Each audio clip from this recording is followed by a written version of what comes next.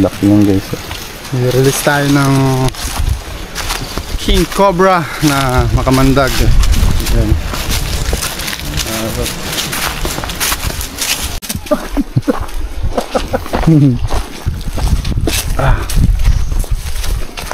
Apat na King Cobra na naman guys ang may babalik natin. Gaganda ng ano dito, nakaka-amaze. May mga lunggaan pa silang ganyan. Wow, amazing. Pero hindi pa tayo dito magre-release.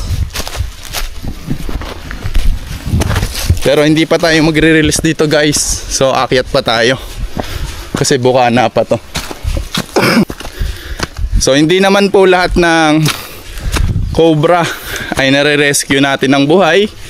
Mas marami pa rin yung nakikita natin na mamamatay. Ayan guys, so protected area yan guys ah. Mas marami pa rin King Cobra ang mapatay ng mga tao.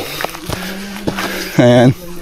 Ang problema lang, kapag ang King Cobra ay naubos, dyan natin nakahingal. Dyan natin malalaman kung ano nga ba magiging epekto nito. At hindi po ito maganda. Dadami po ang populasyon ng iba't ibang klaseng ahas dahil wala nang kakain sa kanila. Ayan, nakahinga. Malayo pa kasi, so daanan pa lang kasi to. Ganda ng lugar.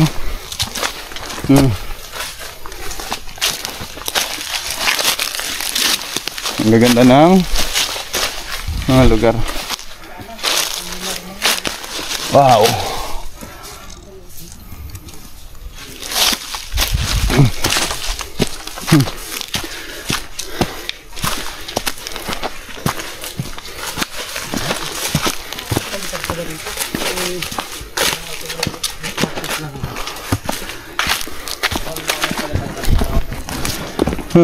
Kaya muna tayo. Hinihingal ako. Ganda guys ng ano. Apya. Lalaki po niya no. Aray! Ano ka? Aray! Hindi kumagat sa'yo, lulumbo. Aray! Sakit! Ayun yung langgang. Aray! Tara na hero. Teka lang po. Aray! Anong nangyari? Sakit! Guys, may kumagat sa kanya. Sakit! Bakit hindi ka kasi nagbota? Ano yan, nalulumbo? Yung great. Yun. Yung ganong green. Antik baga. Ang sakit. Ang dami.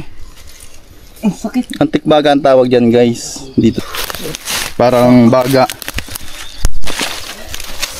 Aray! Shit! Ang sakit. Teka lang. Hintayin lang po natin yung kasama natin. Ang sakit. Ang hapdi. Baka isa pa. Tuloy o tigil. Balik na tayo doon. Ano kaya pa? Aray! Malayo pa tayo. Ang hapdi. Ano kaya pa? Okay, kaya. Ang sakit. Yung mga kahoy dito guys, parang bato na rin. Ayun sa tigas. So kailangan po kasi doon tayo sa pinakapusod, pinakatuktok mag-release nitong mga King Cobra.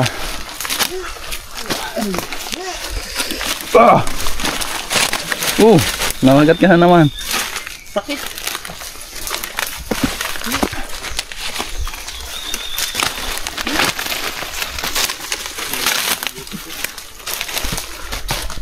Mga butas-butas. Bawal po dito ang tao. Bawal po dito ang tao, kaya dito tayo magre-release. Protected area po ito. Malayo na. sa kabahayan. Ayan. Nong, handle with care. Baka ano yan. Ma-stress. Uy.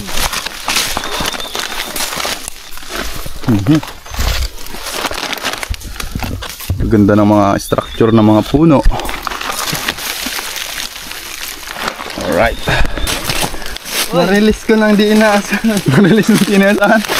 Saan na? Yung sa loob. Hala, nakabalot pa yun eh. Nabitawan ko. Yung isa. Huwag pa dito. Wow. Ba't kasi hindi kayo nagbota? Although maganda na yung lugar dito guys, hindi pa pwede. Gusto ko dun sa pinakatuktok. May aswang dito. Sabi ko handle with care. Buhay pa. Tumba ako. Grabe yung adventure natin dito sa Mount Turtur. Guys, ganito kaganda ang mga lungga ng king cobra dito. Talaga namang once na pumasok sila dyan, lalabas lang sila kapag mainit at magbibilad po sila sa umaga. So hindi na sila madidisturb sa ganyang mga lungga. Ang ganda ng bato.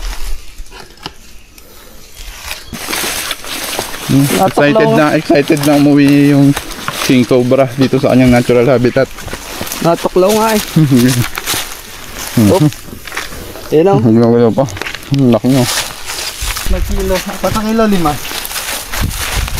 Yung isa yung 4 na kilo. Ito yung ano. Oh, hindi lang halata na nabibigatan ako pero 10 kilo to.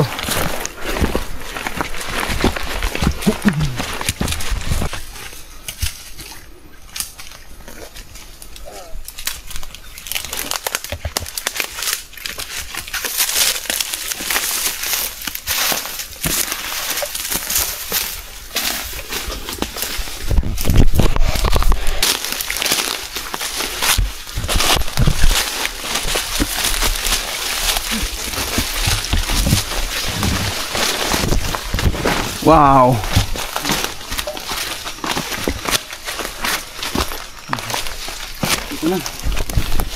Ito na yata siguro dito. Alright. Ayan guys. Sa tingin ko ito na yung perfect place kung saan pwede na nating i-release yung mga king cobra.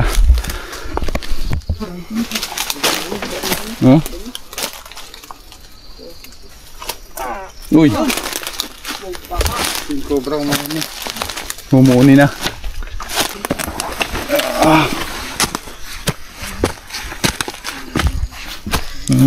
Ang ganda. Dito na siguro tong isa.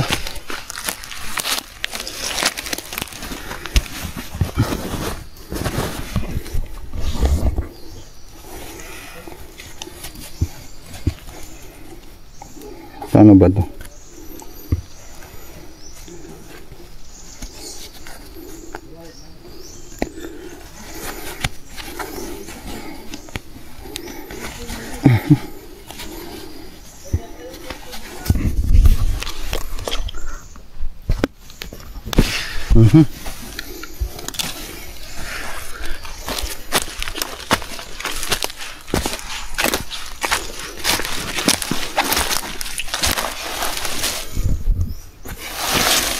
Ayan guys. Oop. Uy. Galit. Ang galit ang habol. Opa. Lalo na. Ayun. So ayun nga mga tol. Dahil may magagandang comment at magaganda yung support sa akin mga tol sa unang release video natin. So papakita ko ulit yung aming pag-release ng king cobra. Sana patuloy nyo po akong suportahan upang maipakita ako sa lahat kung ano yung ginagawa natin sa mga nahuli naming king cobra. Medyo ako malayo lang talaga Ayan. So, maraming salamat nga pala sa Philippine Snake ID. Ayan, dyan pinapakita yung mga pag-release ng ahas, pagre-rescue. So, nakaka-inspire. Kaya hindi ako natatakot sa mga nagko-comment ng mga nambabash kung bakit kailangan i-release yung mga king cobra.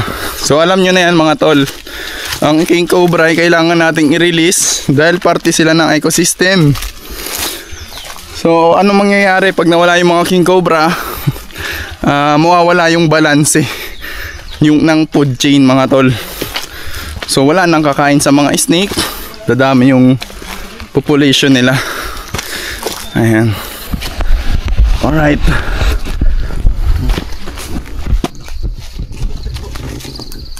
Iba kasi yung mga king cobra talagang nangahabol. Pero kailangan ko kunin ng katsa.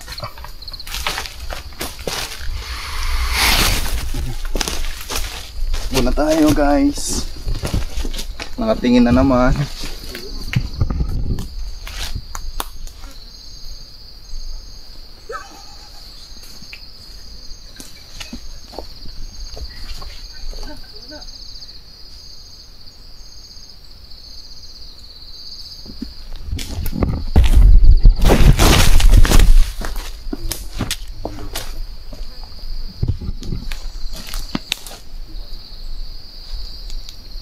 Lobat pa. Ito nga.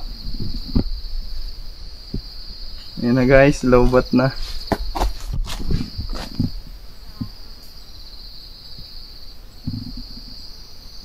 Power bank ako dyan. Perang. Hindi ka palit dito ah. Battery? Power bank.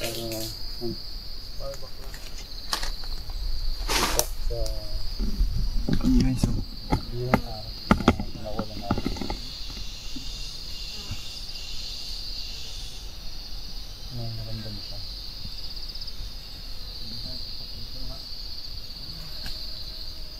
Nirulog tayo na lagi pala. Dahil nga sa vibration malasa sa pangramdam niya. Ayun na guys, wala na, alis na siya.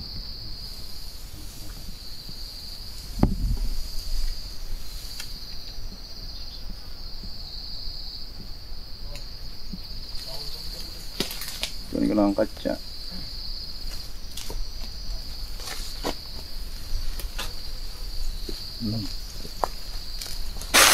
Yun guys, dahil nga sa nangahabol, nabuta yung isa. Siguro mabilisan na lang to, wala nang arte-arte.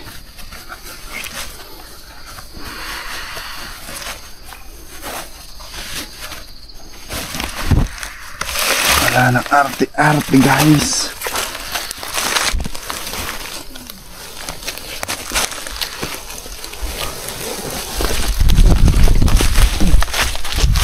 Iwan ko yung ano ko. Iwan ako guys.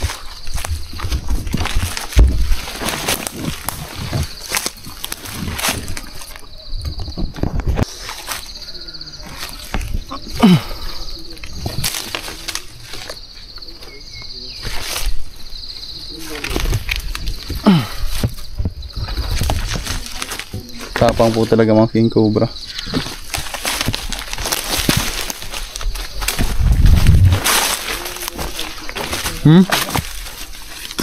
Tara, pwede na tayong malis. So ayan mga tol, medyo mga... So ayan mga tol, muli nakapag-release na naman po tayo ng 4 na king cobra. Ayan, maraming salamat. Please like, subscribe and comment para sa patuloy pa natin na pag-rescue and release ng ating mga wild animals. Ayan, so ulitin ko, ito po ay protected area. Bawal po talaga dito ang tao. Kahit pumutol ka ng puno o pumatay ka ng hayop, pwede kang kasuhan. Ayan. So, marami dito ng iba't ibang klaseng hayop. Pero wala tayong nakita, ibig sabihin nakatago sila para sa kanilang protection. Ayan.